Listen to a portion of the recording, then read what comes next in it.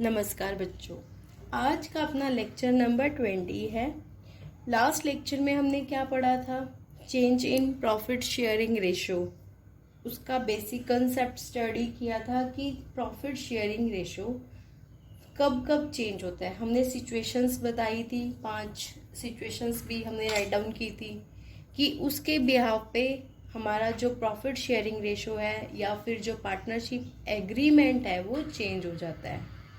Clear? आज फिर उसके बाद हमने एक और टॉपिक भी स्टडी किया था, गुडविल का। गुडविल की सारी थ्योरी मैंने आपको पढ़ा दी थी। मुझे उम्मीद है, आशा करती हूँ कि आपने वो सारी अच्छे से याद भी कर ली होगी। ठीक है, और लिख के भी देख लेना, इम्पॉर्टेंट है गुडविल की थ्योरी। आज के जो मेथड्स हैं हम पढ़ेंगे, methods of valuation of goodwill. 3 method है, average profit method, super profit method, third is capitalization method. वैसे तो मुश्किल होता है गुडविल को कैलकुलेट करना, फिर भी ये म्यूचुअल एग्रीमेंट हो जाता है सेलर और परचेजर के बीच में। ठीक है, उनके बिहाफ पे ये 3 मेथड्स अडॉप्ट किए गए हैं। फर्स्ट मेथड है एवरेज प्रॉफिट मेथड। एवरेज क्या होता है? आपको नॉर्मल पता है कि हम फ्यूचर को एस्टिमेट करते हैं पास्ट के बेस पे। पास्ट जो हमारा बीत चुका है उसके बेस पे हम फ्यूचर को एस्टिमेट करते हैं। और यहाँ पर एवरेज प्रॉफिट, अभी तो हमने एवरेज पढ़ा कि एवरेज क्या होता है कि पास्ट के बेस पर फ्यूचर को एस्टिमेट करना। अब है एवरेज प्रॉफिट। एवरेज प्रॉफिट मतलब पीछे के जितने साल होंगे उनमें से कुछ साल लेके या सारे साल, वो डिपेंड करता है सेलर और परचेजर के एग्रीमेंट पर। पीछे के कुछ सालों के प्रॉफिट को लिया, सपोज हमने 5 साल ले रहे हैं, 5 साल के पीछे के प्रॉफिट लिए, टोटल प्रॉफिट किया, पीछे 5 साल के जितने भी प्रॉफिट थे उनका टोटल किया। टोटल करने के बाद किया divide by number of year, 5 से फिर से डिवाइड कर दिया। जितने सालों का प्रॉफिट लिया उतने से हमने उसको डिवाइड कर दिया। 5 से डिवाइड करने के बाद क्या आ जाएगा? एवरेज प्रॉफिट आ जाएगा। क्लियर? अब फिर वैल्यू ऑफ गुडविल कैसे निकालेंगे? ये फॉर्मूला हमें यहाँ पर गिवन है कि value of goodwill average profit multiply by number of years of purchase. अब एवरेज प्रॉफिट तो मैंने आपको बता दिया, total profit divide by number of year, simple. Number of years purchase क्या होता है? नंबर ऑफ ईयर्स परचेज होता है कि यहाँ पर हम मल्टीप्लाई करें कि ये एवरेज प्रॉफिट है ना, आगे फ्यूचर में इतने सालों तक और रिमेन कांस्टेंट, मतलब इतने साल तक होने की उम्मीद है। जैसे यहाँ पे सपोज 50,000 आया और यहाँ पर 2 से मल्टीप्लाई कर रहे हैं, तो 50,000 2 साल तक और आगे यही 50,000 प्रॉफिट अर्न करने की उम्मीद है। ठीक है, मतलब यहाँ पर नंबर ऑफ ईयर्स परचेज का इंग्लिश में अगर मीनिंग देखें तो रिमेन एक्सपेक्टेशन, उसकी जो एक्सपेक्टेशन है वही same, remains same expectation in future year, remain same expectation in future year. ठीक है, ये है number of years of purchase. ये हमने कर लिया, हो गया। अब यहाँ पर आपको 3 पॉइंट्स को ध्यान में रखना होगा। ये 3 पॉइंट्स कौन से हैं?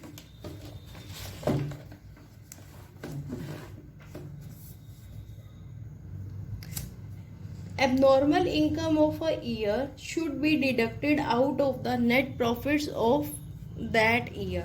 कि अगर हमने सपोज यहाँ पर 2013 का हमने प्रॉफिट लिया है, उसमें से उस साल अगर 2013 में ही हमें कोई ऐसी इनकम हो रही है जो हमें एक्सपेक्ट है कि आगे होएगी ही नहीं, जैसे एक तरह से एकदम से कोई स्पेक्यूलेशन इनकम आ जाना, स्पेक्यूलेशन इनकम मतलब सट्टे की इनकम आ जाना, तो वो क्या है? फर्म की तो खुद की इनकम तो है नहीं, फर्म ने खुद ने तो नहीं कमाया, तो वो उस इनकम को उस साल के प्रॉफिट में से माइनस करेंगे। Abnormal income should be deducted, abnormal income should be deducted.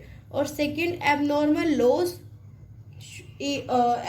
Loss of a year should be added back to the net profits of that year. उस साल के अगर उस साल में कोई अगर लॉस हो जाता है तो उसको ऐड करेंगे। लॉस कैसे? जैसे उस साल फर्म के गोदाम में ना आग लग गई, तो माल जल गया। वहां पर जलने से अब ये थोड़ी ना है कि हर साल वहां पर आग लगेगी, ठीक है। तो वो जो लॉस है उसको वापस से क्या कर देंगे, ऐड कर देंगे। Income from investment should be deducted out of the net profits of that year because this income is received from outside the business.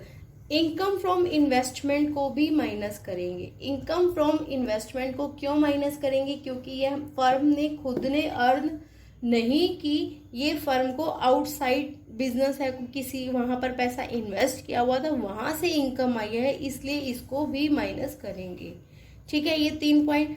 Abnormal income को लेस करेंगे, एबनॉर्मल इनकम को लेस करेंगे, एबनॉर्मल लॉस को add करेंगे, income from investment को भी minus करेंगे, ठीक है। अब इलस्ट्रेशन नंबर 3 हम यहाँ पर स्टडी करते हैं। Total capital of the firm of Saurabh, Mohit and Nikhil was ₹1 lakh. Total capital दी हुई है, नेट प्रॉफिट दिया हुआ है लास्ट 3 ईयर का 40,000 दिया हुआ है, 13-14 का, 14-15 का दिया हुआ है 46,000, 15-16 का प्रॉफिट दिया हुआ है 52,000। 3 प्रीवियस ईयर के हमें प्रॉफिट दिया हुआ है। There was an abnormal loss of ₹3,000 in 2014-15। 2014-15 में हमें एबनॉर्मल लॉस हुआ था 3,000 का, उसको क्या करेंगे, उसी साल के प्रॉफिट में ही ऐड करेंगे। Goodwill of the firm was to be valued at 2 years purchase of the average profit of the last 3 year. Average profit निकलेगा 3 सालों का, और जो purchase number of years of purchase होगा वो 2 साल का होगा, ठीक है। यहाँ पर calculate the goodwill of the firm, यहाँ पर हमें गुडविल निकालनी है। अब इस सम को हम सॉल्व कैसे करेंगे, सबसे पहले तो हम लिखेंगे total profit of the last 3 year.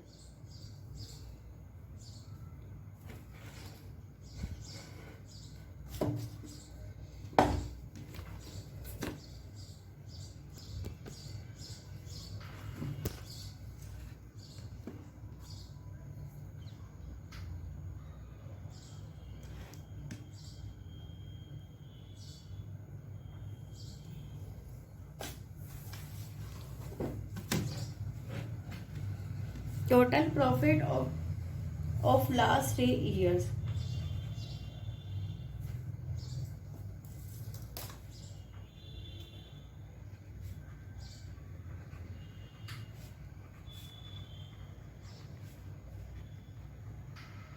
सबसे पहले ईयर हमें दिया हुआ था 2013-14,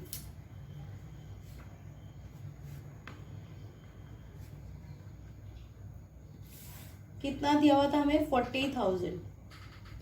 अब हमें दिया हुआ था 14-15 का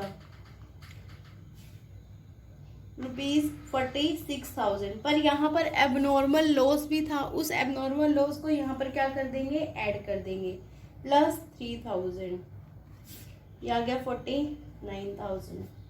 2015-16 का प्रॉफिट कितना हो गया, गिवन है हमें ये तो 52,000। टोटल प्रॉफिट कितना आ गया यहाँ पे 1,41,000। अब यहाँ पर एवरेज प्रॉफिट अगर हम निकालें,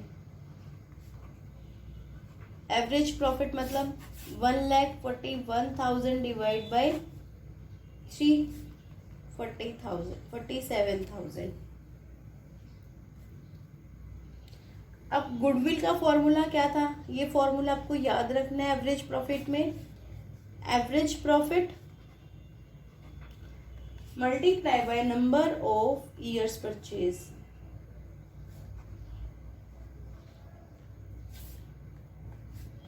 $47,000 मल्टीप्लाई बाय 2, 94,000। ये क्या आ गया, हमारा आंसर आ गया। ऐसे ही अब इलस्ट्रेशन नंबर 4 करते हैं हम।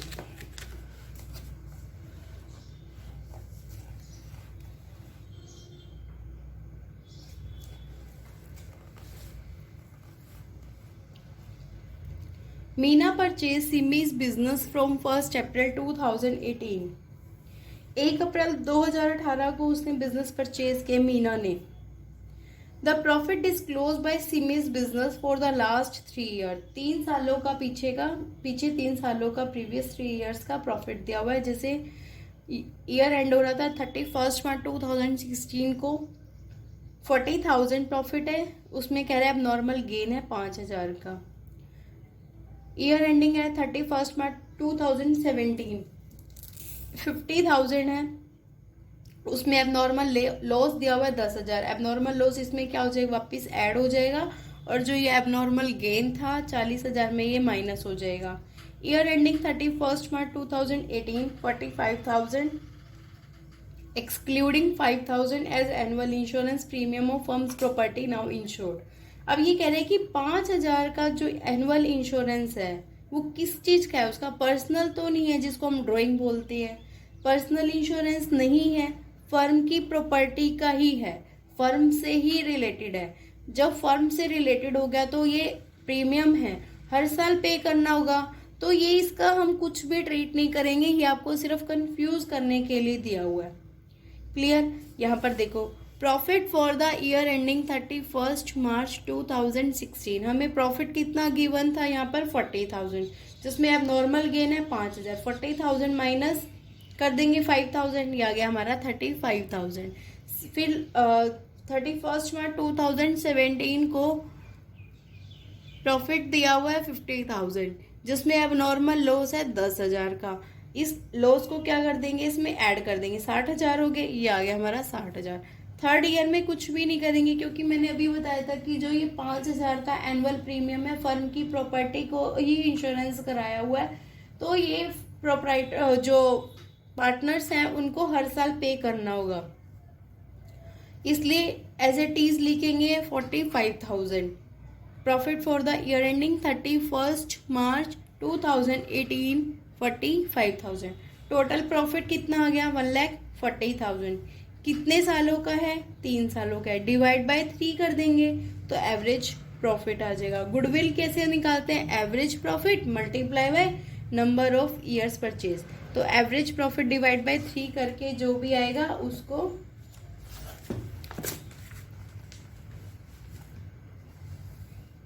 एवरेज प्रॉफिट आ गया ना।